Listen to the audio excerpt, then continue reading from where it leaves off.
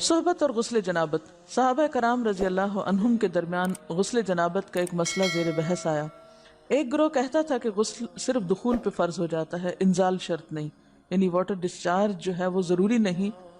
دوسرا گروہ بیان کرتا تھا کہ وجوب غسل کے لیے دخول کے ساتھ انزال بھی شرط ہے۔ یہ طویل مباحثہ کسی فیصلہ کن صورت پر منتج نہ ہوا۔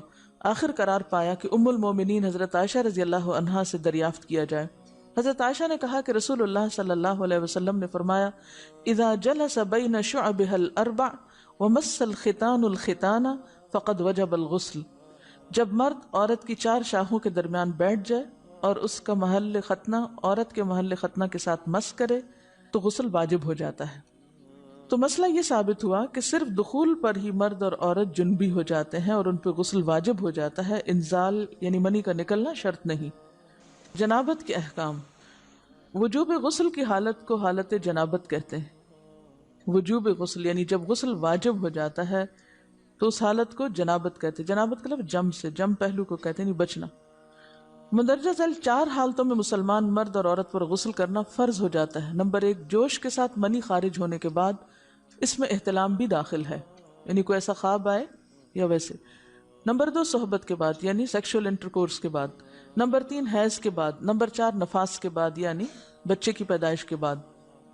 اس میں یاد رکھیے کہ بہت سے لوگ پوچھتے ہیں کہ اگر خواتین انٹرنل چیک اپ کرواتی ہیں تو کیا اس سے غسل واجب ہوتا ہے؟ تو کوئی غسل واجب نہیں ہوتا جب تک کہ ان چار چیزوں میں سے کوئی چیز نہ ہو۔ اس میں یاد رکھیے کہ بہت سے لوگ پوچھتے ہیں کہ اگر خواتین انٹرنل چیک اپ کرواتی ہیں تو کیا اس سے غسل واجب ہوتا ہے؟ تو کوئی غسل واجب نہیں ہوتا جب تک کہ ان چار چیزوں میں سے کوئی چیز نہ ہو۔ صرف منی خارج ہونے سے بات نہیں، بلکہ جوش کے ساتھ منی خارج ہونے کے بعد غسل واجب ہوتا ہے۔ رسول اللہ صلی اللہ علیہ وسلم نے فرمایا، جب تم عورت کی چار شاخوں کے درمیان بیٹھ کر صحبت کرو تو تم پر غسل واجب ہو گیا اگرچہ منی نہ نکلے۔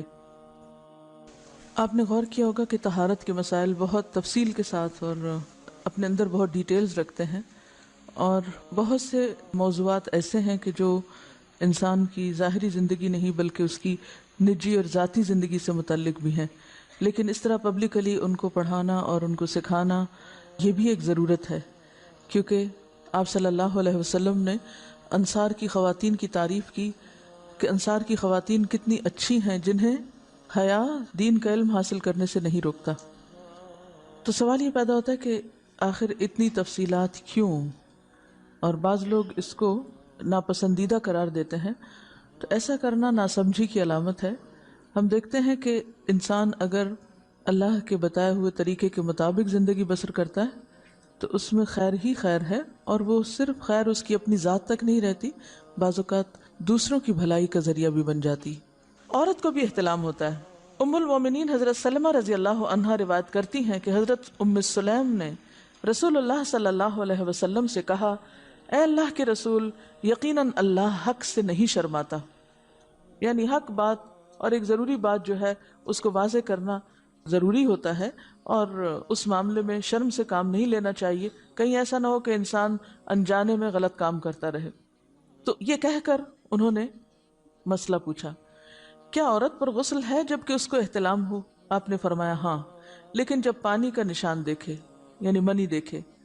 اس پر حضرت ام سلمہ نے شرم سے منہ چھپا لیا اور عرض کیا، اے اللہ کے رسول، کیا عورت کو بھی احتلام ہوتا ہے؟ آپ نے فرمایا ہاں ہوتا ہے، تیرا داہنا ہاتھ خاک آلود ہو، یعنی یہ ایک پیار کی ڈانٹ تھی۔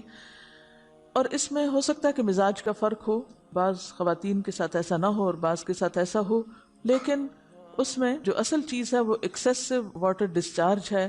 اس میں کہیں ایسا نہ ہو کہ لیکوریا وغیرہ کے ساتھ اس کو ریلیٹ کر دیا جائے، دونوں چیزوں میں فرق ہے۔ اور احتلام جو ہے وہ سوتے وقت ہوتا ہے، یعنی سو کر اٹھنے پر اگر انسان اپنے کپڑوں پر زیادہ ڈسچارج دیکھے، خواہ کوئی خواب یا کوئی فیلنگ یاد نہ بھی ہو، تو پھر غسل کرنا ضروری۔ معلوم ہوا کہ عورت یا مرد نیند سے اٹھ کر اگر تری یعنی نشان منی دیکھیں تو یہ احتلام کی علامت ہے، لہٰذا ان پر غسل کرنا فرض ہو جاتا ہے۔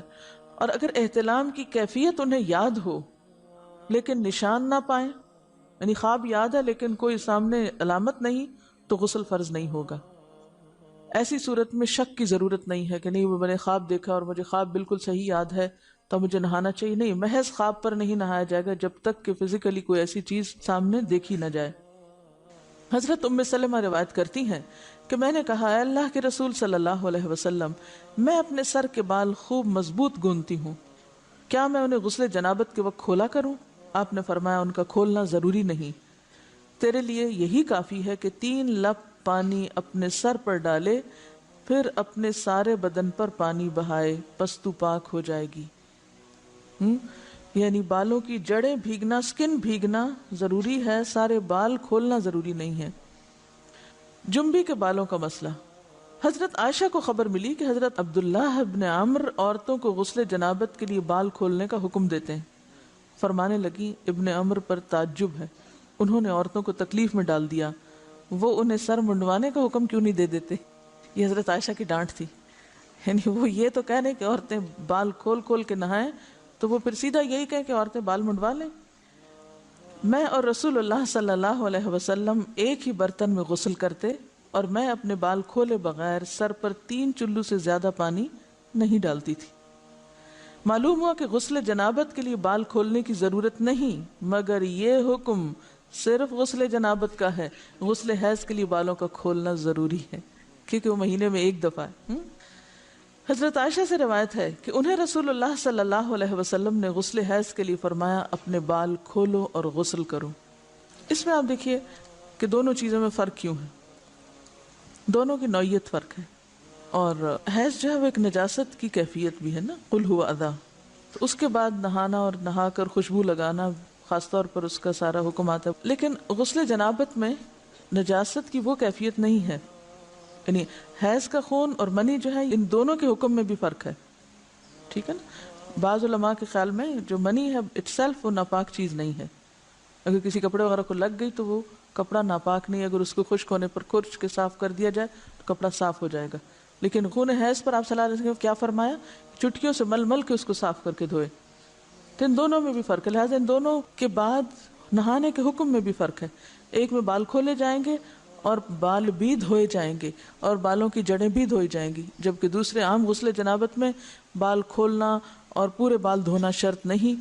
بہت سے بچیاں ایسی جن کی شادی ہوتی ہے اور اس کے بعد انہیں ان مسائل کا پتہ نہیں ہوتا، یا تو وہ شرم کے مارے نہاتی نہیں، یا نہاتی ہیں تو پھر وہ پورے بال دھو دھو کے سکھانے میں اور ان چیزوں میں اتنا وقت ضائع کر دیتی ہیں کہ پھر بعضوں کا شوہر کی نافرمانی اور آپس کے تعلقات میں ٹینشن، لوگوں کا خوف۔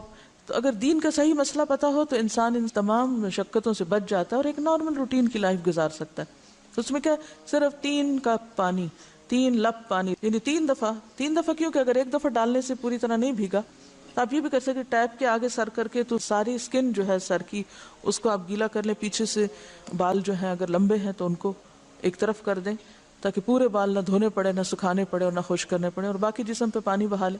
دوسری صورت یہ ہے کہ مگ میں پانی لے کے تو اس کو آپ تھوڑا تھوڑا کر کے پورے کو ایک دفعہ کریں، پھر اس کے بعد دوبارہ کریں، اور تیسری دفعہ رول کر کے بالوں کو پیچھے سے شاور کیپ ڈال لیں اور باقی جسم پھر دھو لیں۔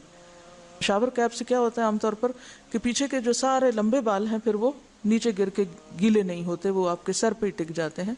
تو سر کی سکن دھوئیں اور بالوں کو جوڑے کی شکل میں باندھ کے اوپر شاور کیپ پہن کے پھر باقی جسم کو اچھی طرح دھو لیں۔